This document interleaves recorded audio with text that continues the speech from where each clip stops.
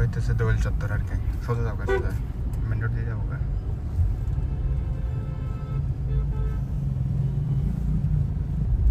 খেজুর চত্বর আর কি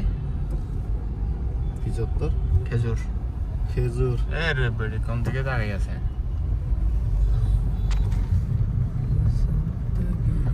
বন্ধু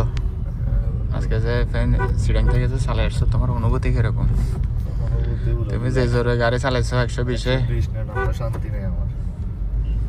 আমি খালি মিটারে দেখতেছি খালি এদিকে আমার বন্ধু গাড়ি চালাইতেছে আজকে 120-এ কোনো হিসাব টিসাব ছাড়া স্কেলেটারে ফাঁকা দিতেছে 120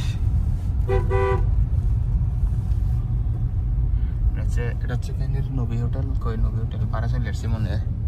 কি জানি নবী হোটেল নাম করা হোটেল খালি বেচার ঘরে আছে কিন্তু কোনো সংস্কারের চিন্তা ভাবনা নাই সিবাস আবাসেরই কতগুলা